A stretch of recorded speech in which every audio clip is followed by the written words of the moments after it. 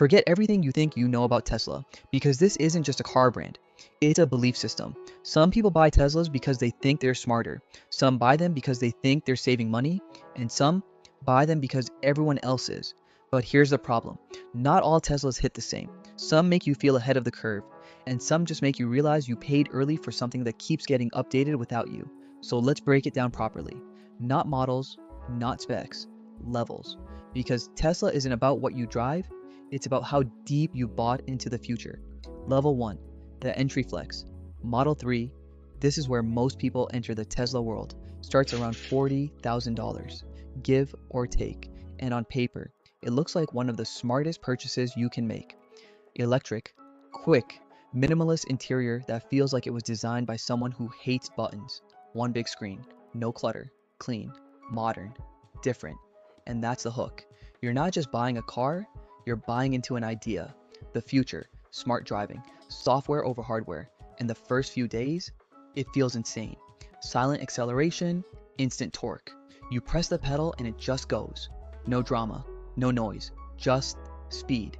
It almost feels wrong the first time, like your brain expected something and didn't get it.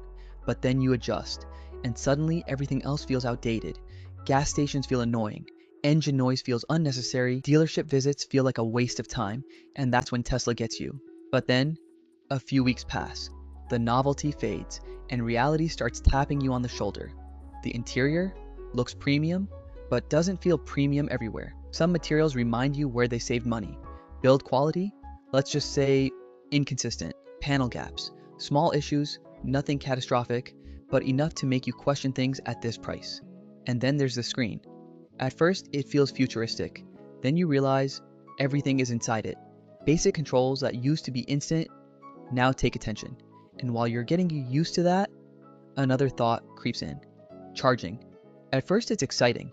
Plugging in at home feels like a life hack, but then you go on a longer drive. Now, you're planning stops, watching percentages, thinking ahead in a way you never had to before. And this is the moment where Tesla splits people. Some adapt, some get annoyed. Because this isn't just a car, it's a shift in how you live with the car, and not everyone enjoys that shift. Then comes the hidden part nobody talks about enough, tech aging. Because this car doesn't age like a normal car, it ages like a device. New updates drop, new versions come out. Suddenly your car still works perfectly, but doesn't feel new anymore. That's a different kind of depreciation, not just value, but feeling. Smart move here, you don't rush to buy brand new, you let someone else take that early hit. Because to the outside world, a Tesla is a Tesla. Nobody knows if it's new or 2 years old. Level 1 isn't about luxury, it's about entry into the ecosystem. But if you stay here, you start thinking something. What if it had more range? What if it felt more complete? And that's where Tesla pulls you deeper. Level 2, the one that actually makes sense. Model 3, long range. This is where Tesla quietly fixes most of the problems from level 1, without making a big deal about it. Price? Usually sits around $47,000 to $55,000 depending on market, options, and timing. So yeah, you're paying a few thousand more, but what you get in return feels like a completely different ownership experience. First thing, dual motor. Now, you're not just rear-wheel drive anymore, you've got all-wheel drive, which means better grip, better launches, better control in bad conditions. Rain, highways, rough roads, the car just feels more planted, more confident. Like it actually knows what it's doing. And then there's the biggest upgrade people underestimate. This is where Tesla stops being stressful and starts being usable. You go from, can I make it there? To, yeah, I'm good. That mental shift is huge because now you're not checking battery every 10 minutes. You're not planning every trip like it's a mission. You're just driving. And that's when Tesla finally starts feeling normal. But here's the catch. From the outside, nothing really changed. To most people, it still looks like the same Model 3. And that's Tesla's unique problem. Upgrades don't always show. They're felt, not seen. So if you care about how the world sees you, this level doesn't move the needle much. But if you care about how the car works, this is a big step up. Still, for some people, it's not enough. Because once you get used to it, you want more. More speed, more punch. Something that actually surprises you every time you press the pedal. And Tesla has an answer for that. Level 3, the silent shock. Model 3, performance. This is where Tesla flips the script and starts reminding you that it can be dangerous. Price? usually lands somewhere around $52,000 to $60,000 depending on options and market. So, not a massive jump from long range, but what you get in return feels like a completely different personality. Because now, this isn't just a smart car anymore. This is a fast car. 0 to 60 in around 3 seconds. No built up, no engine noise, no warning. You press the pedal, and it just happens. Instantly. The first time feels unreal, like your body moves before your brain understands why, and that's Tesla's biggest weapon. Instant torque. No delay, no drama, just acceleration that hits like a switch. And suddenly, you're faster than most cars around you, without making a sound, and that creates a weird kind of power, because you're not loud, you're not drawing attention, but you know what the car can do. And that's enough. It's a different kind of flex, quiet confidence, but here's the trade-off. At this level, you've maxed out what the Model 3 can offer. Ride gets a bit stiffer, comfort takes a slight hit, and no matter how fast it is, it still looks like a regular Model 3 to most people. So now the question changes again. It's no longer about speed, it's about presence, because speed without presence only satisfies you, and eventually that stops being enough, which is exactly why the next level exists. Level 4, the real world flex, Tesla Model Y. This is where Tesla stops being a car you bought and starts becoming a car that fits your life. Price, usually around $48,000 to $58,000 for long range, and pushing $55,000 to $65,000 for performance. So yeah, you're basically in the same price territory as level 3, but the experience, completely different. Because this isn't about going faster anymore, this is about doing everything better. First thing you notice, space. And not just a little more, a lot more. Higher seating position, bigger cabin, way more headroom, way more legroom. You don't feel like you're sitting in the car anymore, you feel like you're sitting above it, which instantly makes daily driving easier. Traffic feels less annoying, parking feels less stressful, long drives feel less tiring, and then there's practicality. This is where Model Y destroys almost everything in its price range. Groceries, luggage, friends, family, random last-minute plans, everything just fits. Fold the seats down, now it's basically a mini cargo van. Frunk in the front, deep trunk in the back, hidden compartments. You suddenly realize this thing can do everything, and that's dangerous, because now the car becomes part of your routine, not just your personality. Then comes a dual motor system, same confidence as level 2, same grip, same planted feel, but now paired with a bigger body. And somehow, it still feels quick, especially the performance version, 0 to 60 in around 3.5 seconds. In an SUV, let that sink in. You're sitting higher than everyone else, carrying more than everyone else, and still faster than most cars around you. That's when it clicks. This isn't about specs anymore, this is about convenience mixed with power. But here's where Tesla plays its trick again. From the outside, it still doesn't scream. Yes, it's bigger than Model 3. Yes, it looks more substantial, but it's still minimal, still clean, still quiet, still not trying too hard. And depending on who you are, that's either perfect or slightly frustrating. Because again, you feel the upgrade, but the world barely reacts. No one's staring, no one's impressed, no one's asking questions, and that's when something interesting happens. You stop caring, because this level isn't about proving anything, it's about comfort, convenience, daily usability. This is the level where most people should stop. There's nothing missing. This is the sweet spot. The I made a smart decision level, but you already know how this works, because once everything makes sense, you start wanting what doesn't. And that's when Tesla pulls you into a completely different category. Not just bigger, but more serious, more expensive, more noticeable, more executive. And that's where things start getting heavy. Level 5, Executive Power. Tesla Model S and Tesla Model X. This is where Tesla stops competing with normal cars and starts stepping into luxury territory. Price? Now we're talking real money.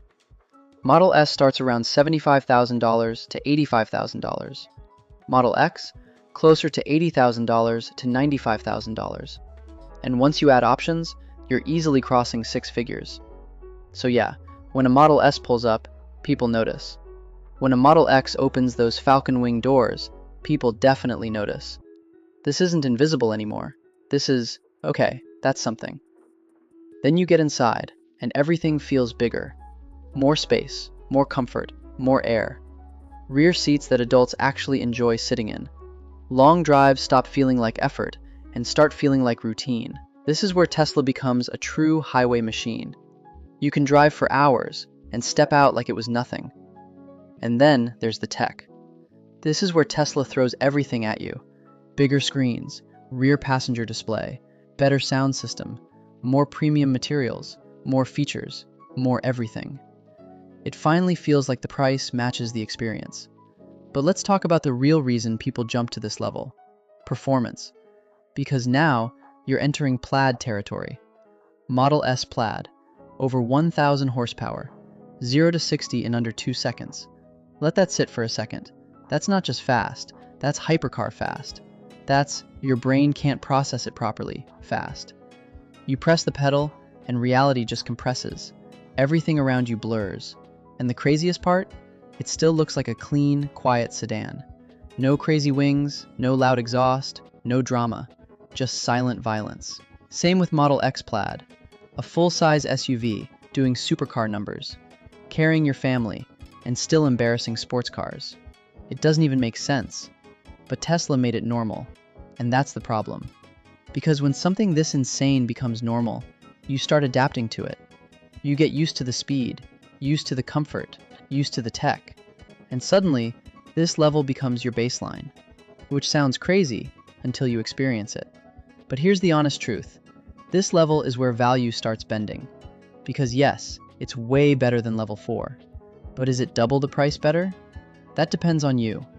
If you care about comfort, space, and having the best Tesla daily, this makes sense. If you care about pure numbers, this is unbeatable. But if you're being logical, level 4 still did everything you needed. This is where emotion starts taking over. You're not just buying a car anymore. You're buying the best version of something. And once you do that, there's only one direction left. Not better, not faster, not more practical, just more extreme. And that's where Tesla goes from luxury to statement, to something most people will never touch. And honestly, most people don't need to. But that doesn't stop them from wanting it. Level 6, statement piece. Tesla Cybertruck.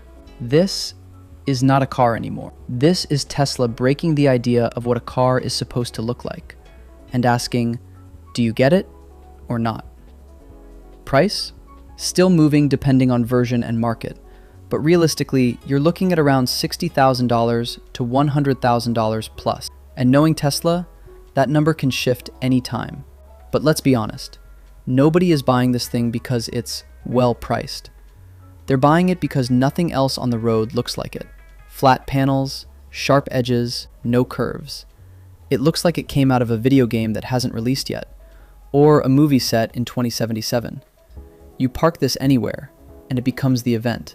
People stare, people record, people either love it or absolutely hate it. There is no middle ground. And that's exactly the point. Because this level isn't about logic anymore. It's about identity. You're telling the world, I don't want what everyone else is driving. But here's the twist. Under all that wild design, it's still very much a Tesla. Instant torque, fast acceleration, massive screen, minimalist interior, same ecosystem, same updates, same silent driving experience, just wrapped in something that looks unreal. And then there's the utility side. This thing is built like a tank, literally feels indestructible compared to normal cars.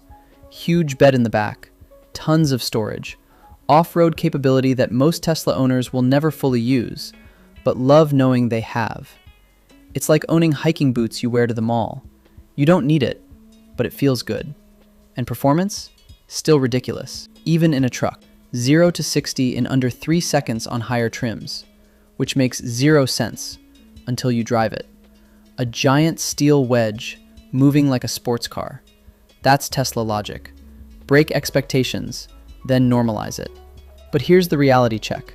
This is not for everyone. Parking? Good luck sometimes. Turning radius? Feels like you're steering a spaceship. Attention? You will never be invisible again. Ever. And that sounds cool, until you just want a quiet day. So this level becomes a lifestyle decision, not just a car choice. You're choosing to stand out, everywhere, all the time. And for some people, that's the whole reason they buy it. But even this isn't the final level, because Tesla doesn't just make cars for the road. They also make something that barely belongs on it. Something so extreme, most people will never even see one in real life. And when you do, you realize Tesla was never playing the same game as everyone else. They were building something completely different from the start. Level 7. The experiment, the promise. The "we said we'd do it, and somehow we actually did." Tesla Roadster. This isn't a daily. This isn't practical. This isn't even fully real for most people yet. This is Tesla at its most ambitious. Price? Expected to start around $200,000 and go way beyond that depending on specs and whatever Tesla decides to add. And knowing Tesla, this car has been coming soon longer than most people have owned their current car. But that's part of the story, because this isn't just about buying something, it's about believing in something. What Tesla is trying to build here is not just a fast car, it's a statement. 0 to 60 in around 2 seconds, or less. 0 to 100 in around 4 seconds.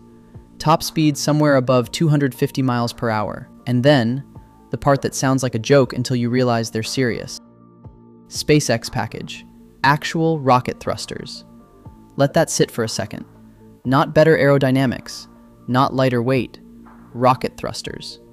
This is where Tesla completely leaves the traditional car world behind and starts playing in its own lane, because no other brand is even attempting this. And that's what makes this level different from everything else. Every other Tesla before this was about improving your life, making driving easier, faster, smarter, more efficient. This is about pushing limits. It's not solving a problem, it's creating a new category, a car that exists just to prove it can. And let's be honest, most of these will never be daily driven.